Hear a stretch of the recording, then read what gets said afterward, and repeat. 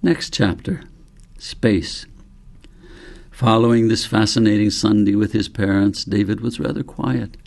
He seemed deep in contemplation, not exactly thinking about things, but just kind of letting them settle in their own way in his mind. So much had happened in such a short while, and it seemed to be sorting itself out rather than David needing to do anything in particular about it. The situation at home was warm and cozy. Both of his parents seemed to be more friends than parents, and to recognize that David had his own way of thinking and of being, and they recognized it was not their job to make him into any particular kind of person, but that the person was already there. And they realized they could get to know David, but they had to respect his own being and presence. And David's father was so different now. He seemed to have more space within himself, and he gave David space and didn't seek to impose himself on David. And mother and father developed a new kind of intimacy, a closeness and caring that was very sweet to see. School was still something curious for David. It seemed to be mostly a waste of time, where David was constantly frustrated in allowing his own awareness to flow in its own direction. Teachers acted like they were bosses who were in control and expected nothing but obedience. And the teachers were so clubby with each other, living on another plane separate from the level of the students, like living a barrier that did not need to exist. Of course the students saw this clearly, and so gravitated into sharing secrets with each other and excluding all teachers. It was so different from the relationship that David had with Elephant, where there was a mutual caring and kindness, and an openness to asking questions, and allowing answers to go wherever they will without prescribing their direction in advance, as seemed to happen with most of the questions that the teachers asked. And David's own questions were always given serious consideration by Elephant, whereas his questions to teachers were treated more like something that was in the way of teaching. But the most fascinating realization that David had was to recognize the difference between learning and teaching. Elephant had told him that frequently teachers got in the way of learning because they thought they were supposed to teach, whereas they were really there to help young people learn, and that whatever they did that helped the learning was good. But frequently they got in the way of learning because they didn't understand the difference between learning and teaching.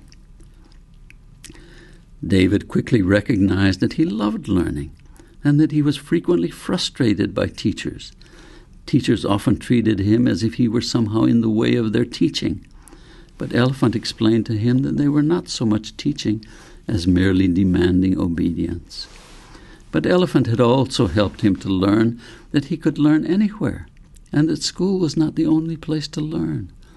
The world is your teacher, said Elephant, and the greatest teachers are unexpected. Since teaching had become a job, learning was frequently ignored. The most important thing to a teacher was not to lose his or her job, and learning became very secondary. But the most important thing that David learned from Elephant was about space. Since that very first time that Elephant invited David to enter into him so he could learn what it was like to be an elephant, Elephant had invited him more frequently. Notice what it is like to move as an elephant, Elephant suggested. As David the elephant moved around, either in the room or out of doors, he was aware of his great size and of the fact that Elephant's body was very aware of itself, so that it never bumped into things and never knocked anything over, and that it moved gently and seldom abruptly. David learned to sense that there was a space around Elephant that was also part of Elephant's awareness. It was such a difficult thing to find words for. David described it as a glow that was always shining, and wherever Elephant moved, the glow moved with it. It was a cool glow, a knowing glow, an awareness glow, like a kind of hearing that didn't need any sound in order to happen. It felt like Elephant's skin held a kind of seeing, and it could see all around itself, and it used this seeing for its moving, so that it always knew where it was and what was around it, and never bumped into anything unless it intended to. Elephant explained it to David in the following way. "The space around you is part of who you are," said Elephant, "and it moves with you as you move.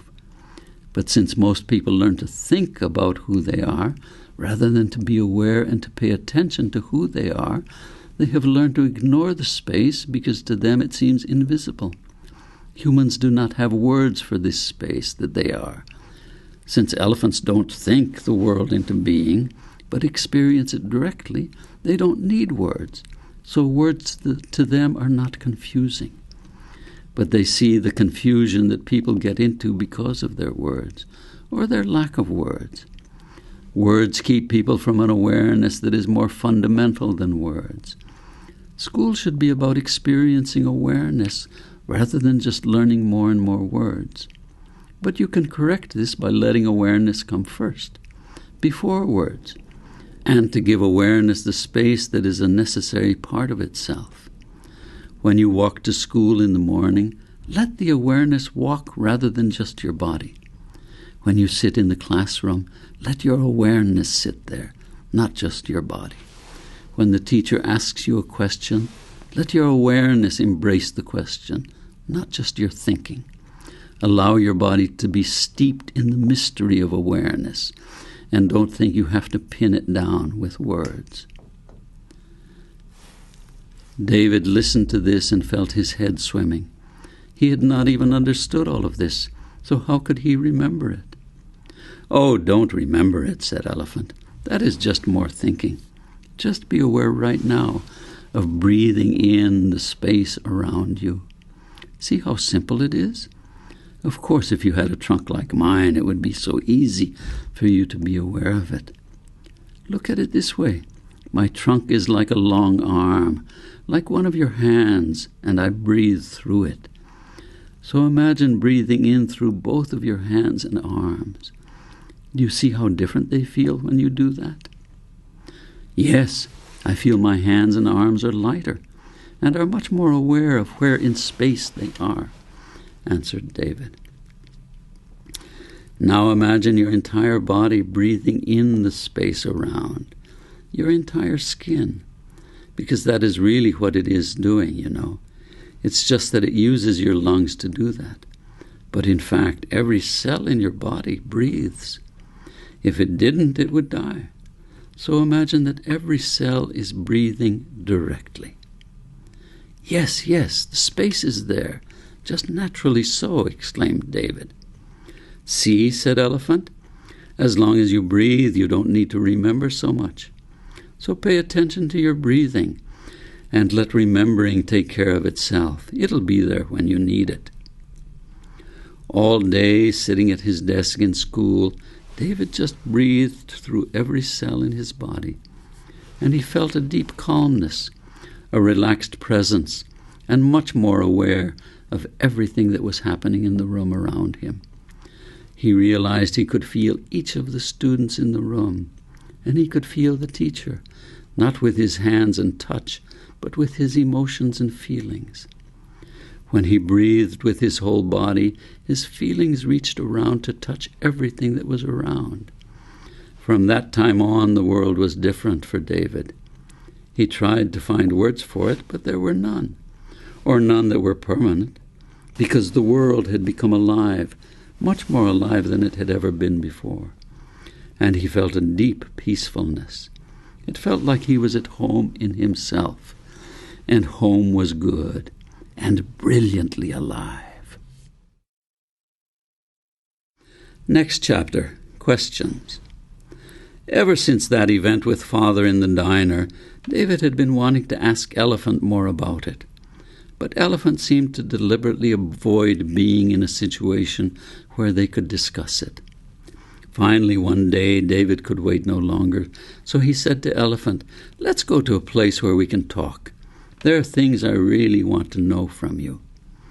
Elephant smiled, a broad smile, looking directly at David, and said, Yes, this has been building up in you for some time, so maybe you are now ripe." David was surprised to hear this. He had never thought of himself as ripe or not ripe. "What do you mean ripe?" he asked Elephant. "Well, a being, any being, has a period where he grows in preparation.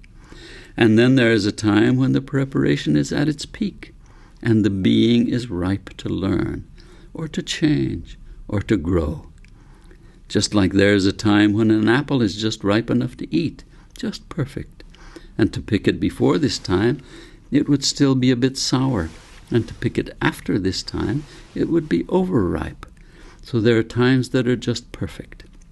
And it is like a doorway that suddenly appears, and one is ready to go through and be in a different place. That is where you are right now with your question. You are ripe."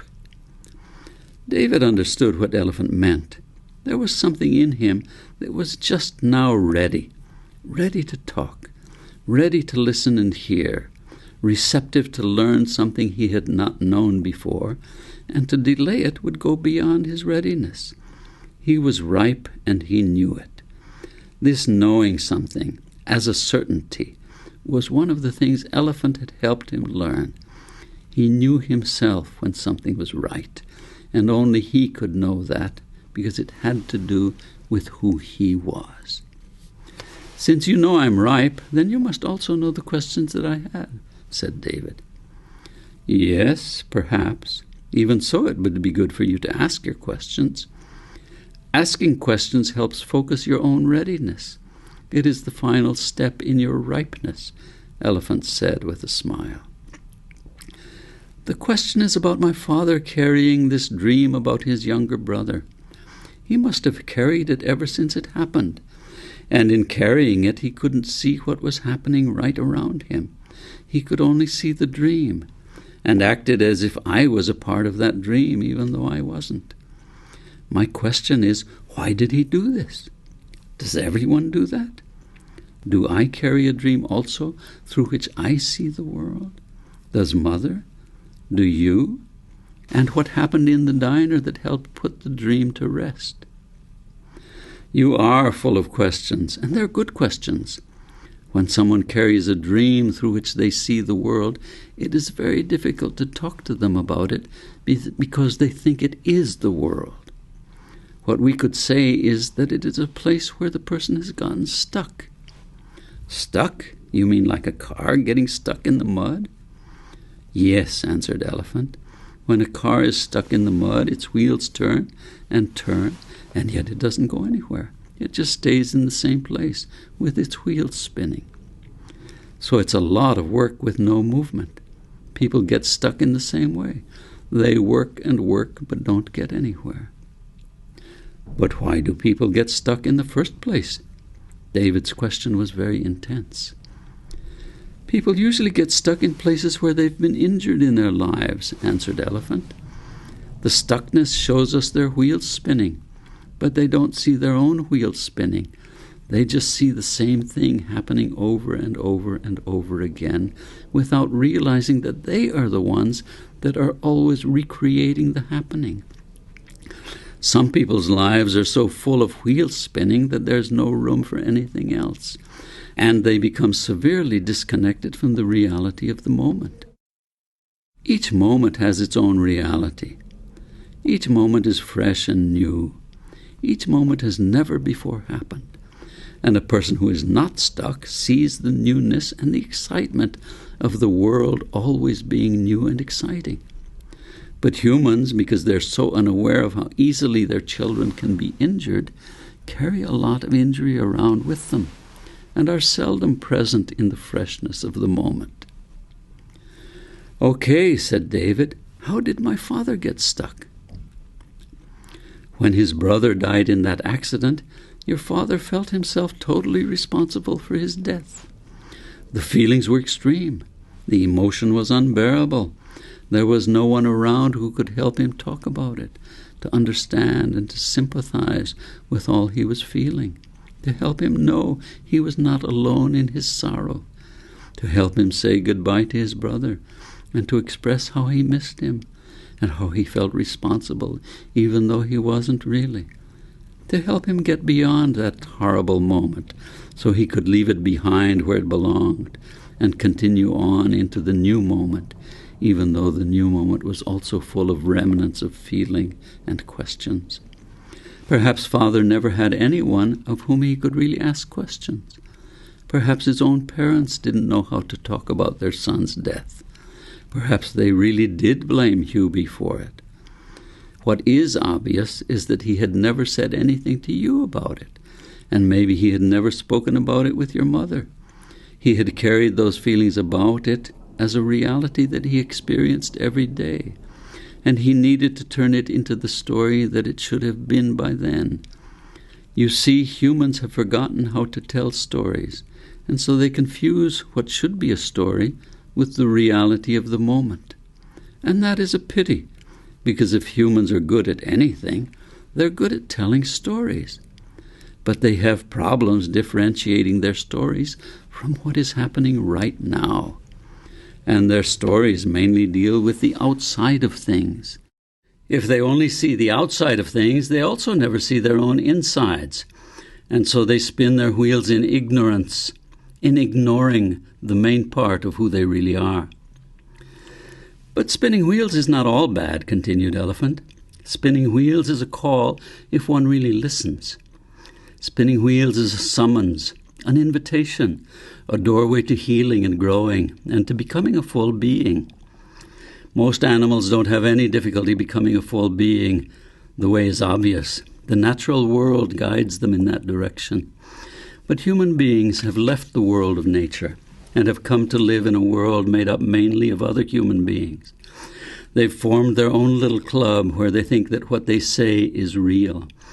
And they have woven this word reality together for so long that they've become enveloped in it and have excluded themselves from the world of nature. They think that the world of their human interactions is the entire world, and so they've come to ignore the reality out of which they initially came and to which they will return when they die. They could return to it right now, but in order to do so, they would have to realize that the world they talk about with one another is only their own invention. Next chapter, Underground Machinery. David's talk with Elephant left him, we couldn't say confused, because there were things that were now much clearer than before. And we couldn't say he came away from it perplexed. It was more like he now had both more questions and fewer questions. But they weren't right there in his mind the way questions usually were. His mind seemed to be very busy, but in a way that he couldn't grasp. It felt like some underground work was going on, like when crews of men were working on the sewer lines under the streets, and you could hear machinery going, but you couldn't see exactly where it was at work. David could feel something at work in himself, but he didn't know what it was, nor what it was about. Whatever this was, it was on David's mind all the way home from school. As he walked in the door to his house, he was surprised to see both Mother and Father already there. Father usually didn't get home until just before supper time, and Mother was sometimes out shopping or visiting when David got home from school. But here they were right now, sitting on the couch and holding hands. Now that was unusual. David felt that they had just been talking about something, but they stopped as soon as he walked in. He just looked at them and didn't know what to say. And they just sat there in a curious silence, like he had interrupted something that they had been talking about that they didn't want him to hear. It was an awkward moment, and no one wanted to be the first to say something. "Dad, what are you doing home so early?" David finally said, although he was aware that there was something else he wanted to know. He really wanted to know what they had been talking about that was somehow secret. Mother and Father both looked at him, and they both began to speak at once. Then both suddenly stopped, and each waited for the other to continue, and then they both suddenly began again. David laughed. That seemed to break through something. Both of his parents laughed too, and looked at each other. "David, we have some wonderful news," Mother began. "You're going to have a little brother or sister." David didn't know what to say. This was a surprise. Of everything in the world, this was not something he had expected. His parents seemed very pleased, or at least Mother did. Father seemed a bit unsure. "Wow, that is a surprise," said David. "When is this little brother or sister coming? And who's bringing him or her?" David looked at both of his parents with great expectations, but Father looked even more unsure now, and Mother seemed a bit embarrassed. Then Mother said, "Oh, the baby won't be here until this summer. We have plenty of time to prepare." "Oh, so it'll be a baby. But when does the brother or sister come?" asked David. Next chapter, more questions and few answers. Maybe it was because David lived at home with his parents and only met other children at school that one could say David was what, withdrawn? No, he was not withdrawn. He had an intense interest in what was going on around him. Naive? Well, there were avenues of life that he didn't particularly know much about and had never sought them out particularly. David was aware and alert, but the thing was that he usually followed the things that his parents spoke about. And if there were topics that they avoided then, David avoided them too, but not for the same reasons. David had learned to more or less follow his parents' lead and conversationally go where they went. And they had never before spoken about having babies. Oh, they had discussed bringing David home from the hospital when he was a baby, but David just presumed that you went to the hospital kind of like you went to Walmart and picked out what you wanted and took it to the checkout line. He had felt loved and cared for and fed and nurtured, and he enjoyed playing games, but he had never before thought about whether his parents left things out of their own world. He had thought it was fine to follow their lead, and it was not until he began to notice his father's odd behavior toward him, accusing him of things he had not done, saying David had feelings that he really didn't have, and what David had discovered, father acting toward David out of father's own dream that he had carried since he was a boy, and Elephant helping him to discover that this was like a scab over a wound that had never healed, until that lunch in the diner when David had asked him about Hubie, and father had cried for the first time, and told the story about how he had felt responsible for his brother's death, that David had begun to recognize that there was a layer of their being together that had never been questioned or looked into. Like an invisible layer of a meatloaf that they had eaten daily, but that David had never before seen such a layer, and then to realize that he had eaten that layer regularly without being aware of it, and now suddenly seeing that it was there helped David to begin to ask questions. What did he know, really? In fact, what was real if there were things in the world that were real, but he had never seen them nor thought about them?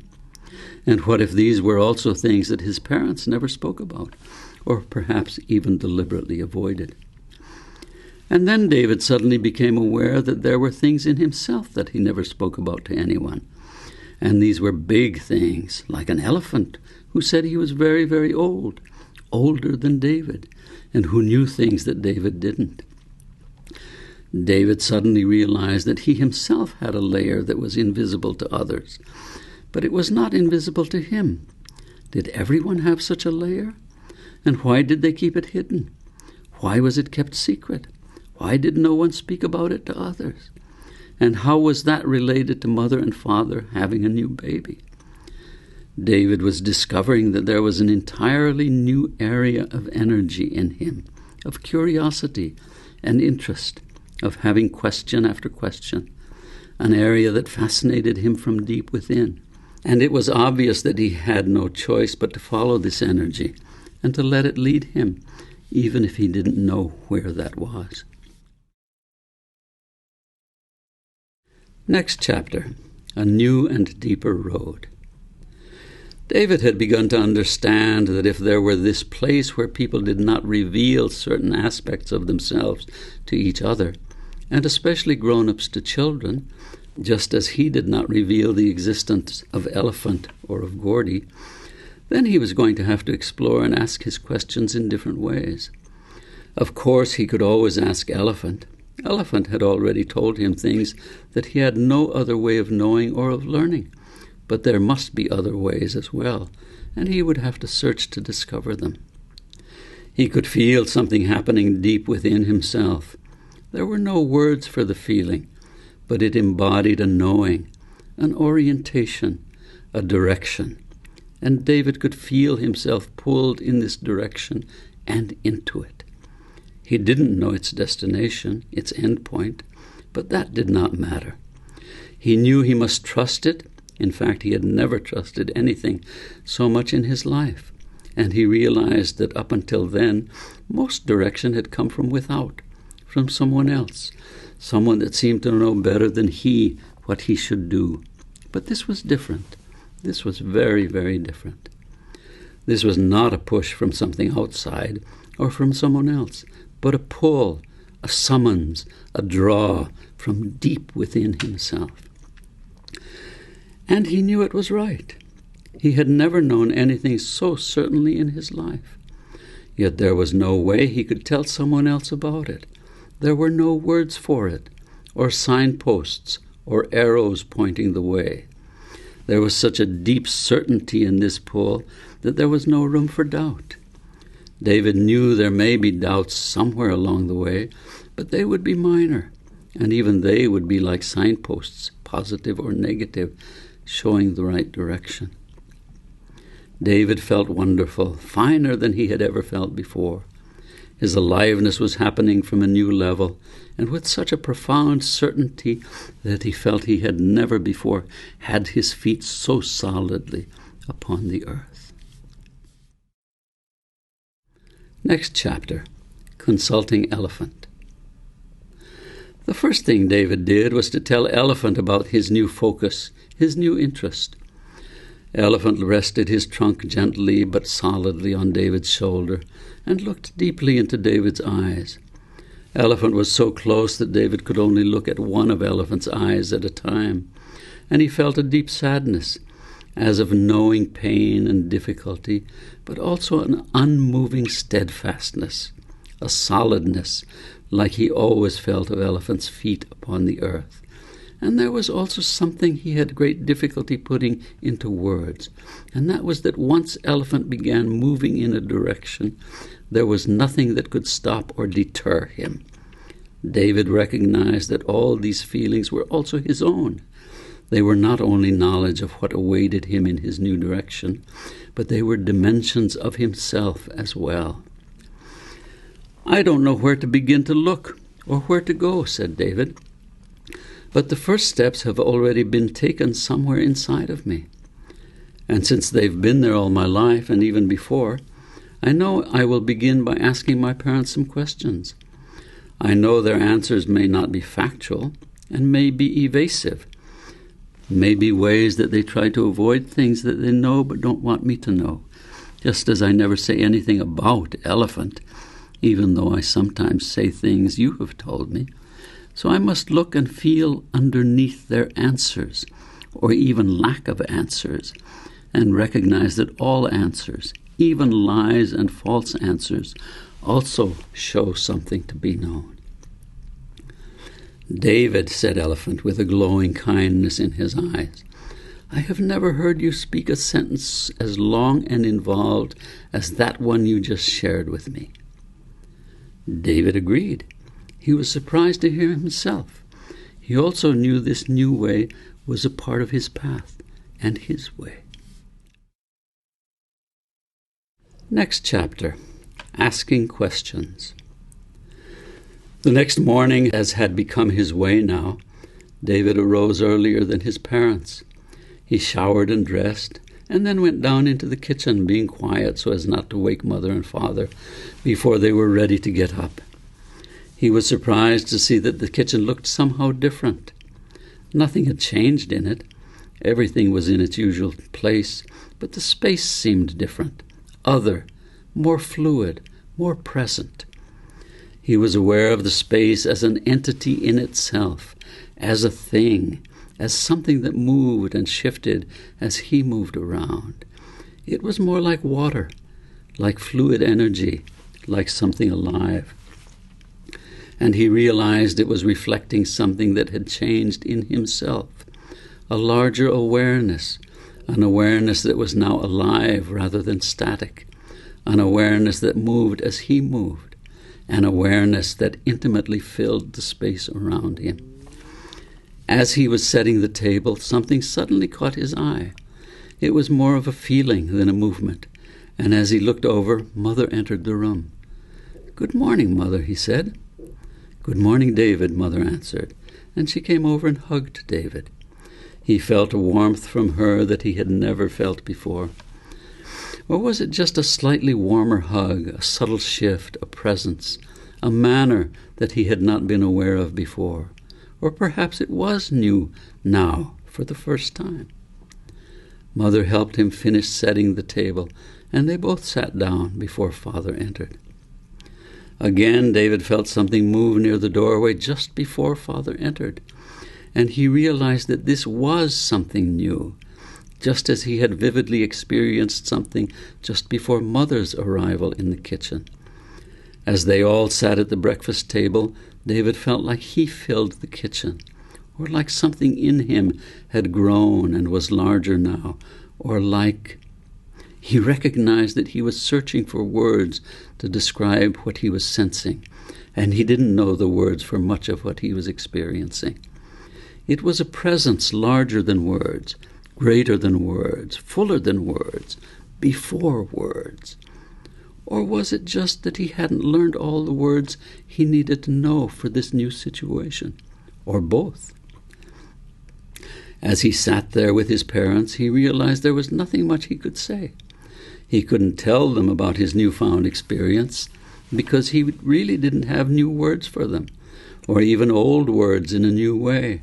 But as he looked at them, he realized that they were wrapped up in something of their own anyway. They were not aware that something was now different, that David himself was somehow different. Each of his parents seemed to be preoccupied, or in a cocoon of some kind, or mulling over their own thoughts and concerns, and that these concerns did not involve him. Or did they?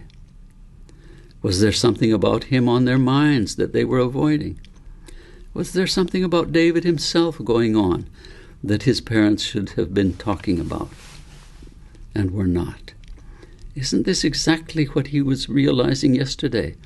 That there are deliberate gaps that people had difficulty talking about, or perhaps they didn't want to talk about them for some reason. All David could do was watch the fact that something was missing there at the kitchen table, and it was what they most needed to be talking about. But what was it? This absence filled David with curiosity, with a fascination, with an almost detective-like sense. Could this absence itself tell him what it was about? David decided he would try a little experiment. He would speak directly about it to his parents. "What's so secret?" he asked them. "Why aren't you talking about it?" They both looked startled, looked at each other, and then at David. What secret? What are you talking about?" asked his father. "I don't know what you mean," said his mother. "Whatever are you talking about?" David was not surprised at this denial, but he was amused by how immediately his parents reacted. They both looked confused and guilty. "I just wondered why you were both so quiet this morning," he said to them. They both immediately started chatting in a nervous way about the toast, the morning, the breakfast, about how good it was of David to fix breakfast every morning, and essentially about anything at all that could be noticed on the table, but without looking at each other. David was mildly amused, and he began to recognize a certain amount of power that he had and how he could direct their attention. But he was also slightly saddened to feel the gap between him and his parents. And he knew that his awareness was the key. He also recognized that he needed to be gentle and not accusatory with this new power. And he also realized, sadly, that he had grown bigger than both his parents. But David also knew that way of quickly covering up when he was asked something he didn't want to reveal. For example, he knew well that when he had been talking to Elephant and someone asked him what he was doing, he would quickly mention something that was immediately around him and busy himself with his answer, for he had never told anyone about the existence of elephant. He didn't want people asking more questions about elephant, or looking strangely at him as they sometimes had done whenever he had previously mentioned Gordy. But he had usually allowed them to think that Gordy was a friend, just not a friend who visited him in his imagination.